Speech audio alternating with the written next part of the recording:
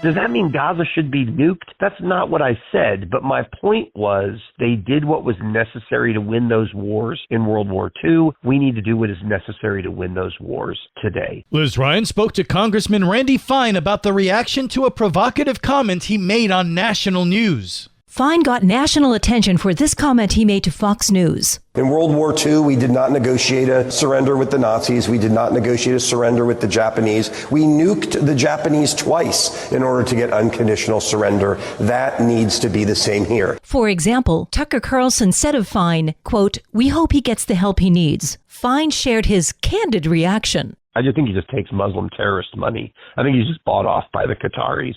The guy's just a nut. But look, if he has the I'm happy to go and talk to him. He doesn't because he's not that bright. I've offered to go on Tucker Carlson's show, but I think he's too big of a coward to actually have someone smart on. In order to clarify his comments, Fine references the military actions the U.S. took in World War II as a call to action to use the same level of force today in the Middle East. When we fought evil in World War II, we didn't go, boo-hoo-hoo, the Germans are suffering, let's cut a deal. We didn't say to the Japanese, oh no, you're suffering, let's cut a deal. No, we nuked them twice in order to get them to unconditionally surrender. And Gaza is a situation no different. So Israel needs to do what is necessary in order to win the war. He was quick to voice his disregard for those who he claims misinterpreted his comments. People claiming I said Israel should nuke Gaza are idiots. But remember, they may be from Gaza. And in Gaza, 50% of people are married to their cousins.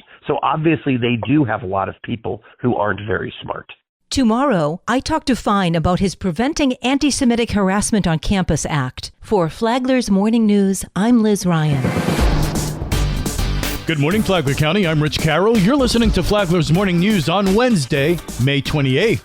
Flagler County is getting ready for hurricane season. Flagler County Emergency Management Director Jonathan Lord recently gave his annual pre-hurricane briefing indicating predictions could be notable. The forecast from Colorado State University, they come out of the gate first every year, is a slightly above average storm. Their forecast for this year is less than their forecast for last year, but is above the typical average over the last 30 years. So the average of 14 named storms, they're showing 17. There's 7 hurricanes, they're showing 9. Major, which is category 3 or higher, they're showing 4, where the average is 3. So just slightly above average. And Lord points out the big concern for Florida during a hurricane. Our big risk and concern is the water, not the wind in a hurricane. We have very good building codes in Florida.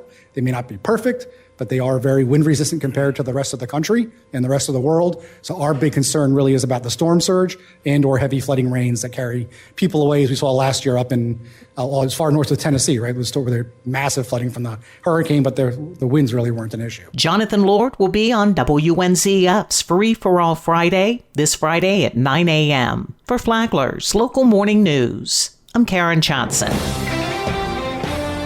This local news is a service of Flagler County's Toyota dealer, Beaver Toyota, US 1 St. Augustine, here to wow you. We don't have the ability unilaterally to pass a law from Tallahassee and say, property taxes are going to be reduced by X amount. Governor Ron DeSantis wants to cut property taxes, but State Representative Sam Greco says lawmakers' hands are tied. Greco points out control over property taxes lies in the hands of voters. The key thing that we can do in the legislature in the realm of property tax is place ballot amendments on the ballot in November of 2026 for the voters to consider to amend the Constitution and curtail or reduce or otherwise affect property tax.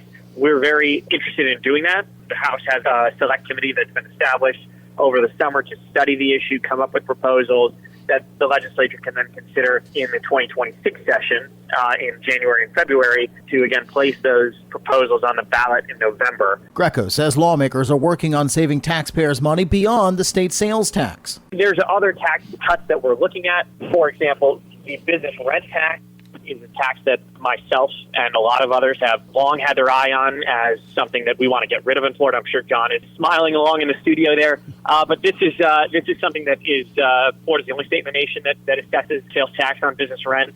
The legislature has slashed it over the last several years from 6% where it was down to 2%. We want to eliminate it entirely.